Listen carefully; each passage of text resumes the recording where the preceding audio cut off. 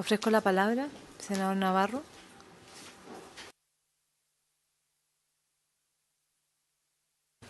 Gracias, presidenta.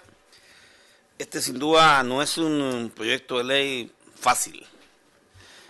Revocar la nacionalidad que el propio Congreso Nacional, mediante una ley, ha otorgado, es una situación compleja.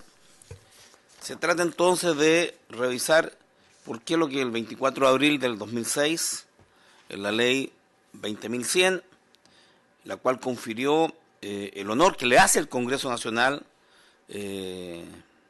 a Ricardo Sati Andrelo, otorgándole la nacionalidad chilena. En esa ocasión concurrieron un conjunto importante de factores que determinaron de que el Congreso Nacional votara a favor de esta nacionalidad por gracia. 12 años después, la situación ha variado, porque ha variado la conducta de quien recibió este máximo honor que puede ser conferido a un extranjero. El máximo honor es otorgar la nacionalidad. Y quiero señalar de que el conjunto de elementos que ha planteado la diputada Jimena Rincón, la senadora Jimena Rincón, fuimos también diputados con Jimena, dan cuenta de hechos reales, concretos, no cuestionables, porque son de amplio conocimiento público, que pueden variar en la intensidad de la percepción de lo mismo, pero nunca en el fondo. En el fondo hay un consenso nacional, en mi opinión, que da cuenta que la actuación de la Iglesia y de la alta jerarquía de la Iglesia no ha estado ajustada a los parámetros éticos, morales y confesionales de la propia Iglesia Católica, y de que se ha configurado en los hechos una asociación ilícita de la alta jerarquía de la Iglesia Católica para ocultar la información relativa a delitos que están consagrados en nuestra legislación y que son de los más reprobables, reprochables y graves que pueden existir, que es el abuso sexual en contra de niños. Yo he presentado un proyecto de ley en el año 2011 que busca que la denuncia de estos delitos no sea a la jerarquía de la Iglesia Católica, que sea como la Constitución lo establece, a los organismos que la Constitución le ha entregado la prerrogativa y la facultad de recibir dichas denuncias. Y quiero, presidenta, solo mencionar el artículo número 7 de la Constitución de la República. Los órganos del Estado actúan válidamente previa investidura regular de sus integrantes, dentro de su competencia y en la forma que prescribe la ley. Ninguna magistratura, ninguna persona, ni grupo de personas pueden atribuirse, ni aun a pretexto de circunstancias extraordinarias, una autoridad o derecho que los que expresamente se hayan conferido en virtud de la Constitución y las leyes de esta Constitución. Todo acto en contravención de este artículo es nulo y originará las responsabilidades y sanciones que la ley señale. ¿Por qué digo esto? Porque esta situación que hoy día nos tiene discutiendo este proyecto de ley no es nueva. Es lamentable y dolorosamente no es nueva. Se arrastra por décadas y claramente en un mundo globalizado, moderno, en donde las comunicaciones hacen que muy pocas verdades puedan permanecer ocultas, pero particularmente en una ciudadanía mucho más sensible, mucho más empoderada en sus derechos, la situación de la violación de esos derechos se ha expresado con mayor fuerza.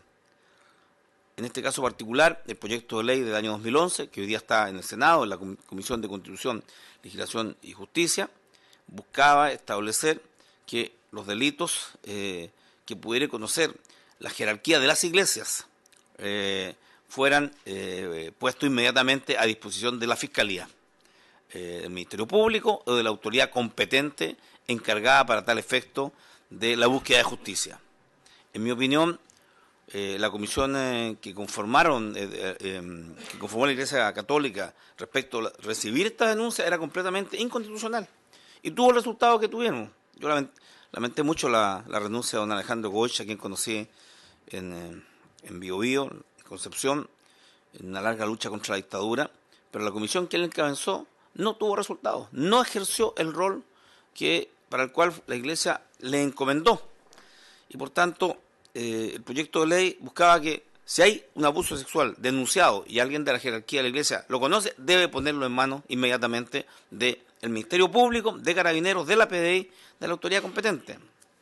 Y quiero recordar, Presidenta, de que en ese año concurrí a la casa sacerdotal de Monseñor Errázuriz, le entregué el proyecto en sus manos, discutimos los contenidos del proyecto largamente.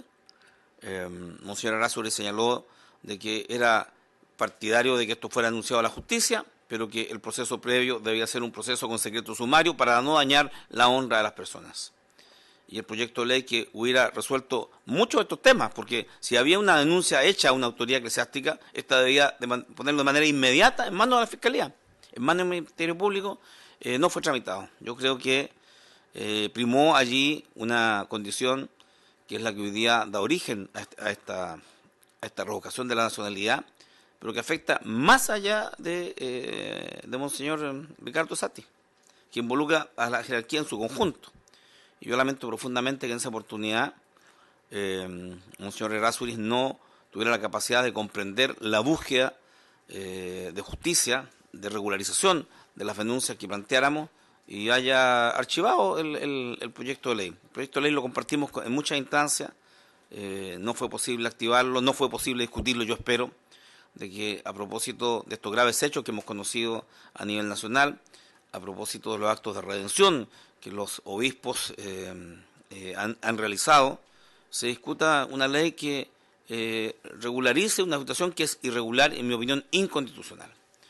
Y creo que la denominada Oficina del Vaticano, que se va a instalar en Chile para recibir esta denuncia, adolece de igual inconstitucionalidad, de igual ilegitimidad. Los delitos se denuncian a la autoridad competente.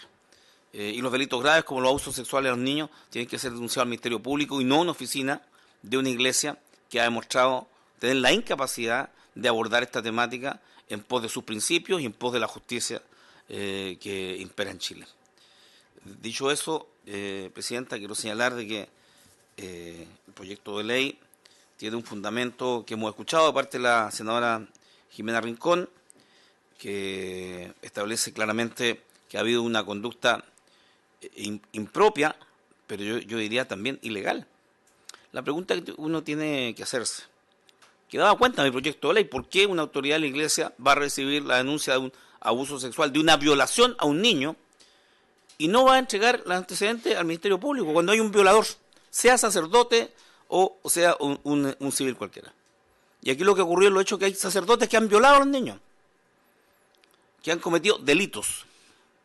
Uno diría, con dolor, que son delincuentes y que efectivamente han estado en el marco de la impunidad, porque ha habido una especie de tolerancia social en la cual tenemos todos responsabilidad de permitir que estos hechos conocidos al interior de la Iglesia, conocidos también entre quienes participan de la Iglesia, fueran tolerados y aceptados durante tantos años. Y yo quiero entonces señalar de que yo espero de que estos procesos judiciales, con la información que hoy día los obispos tienen, que las autoridades de la alta jerarquía de la Iglesia Católica tienen, sea puesta a disposición del Ministerio Público y se investigue. Y se investigue a fondo. No es posible restituir la confianza en la Iglesia, no es posible restituir la confianza en nuestro propio sistema judicial si tenemos un sector de la ciudadanía que puede cometer delitos y mantenerse en la impunidad, que no va a la cárcel, sino va a una casa de reflexión. Y eso es violar la igualdad ante la ley. Por tanto, yo espero que esta decisión, yo voy a votar a favor del proyecto de ley por revocar la nacionalidad a Monseñor Ricardo Sati, porque creo que ha sido parte de lo que yo he denominado una asociación ilícita para encubrir delitos cometidos por sacerdotes en Chile, como ha ocurrido lamentablemente también en el mundo entero. Lo da cuenta las iglesias del mundo entero de que esta no es una situación que solo puede afectar a Chile. En Estados Unidos, en Inglaterra, en Australia, en Canadá, Es innumerable el listado de países en donde delitos de igual naturaleza han sido ocultados de manera sistemática.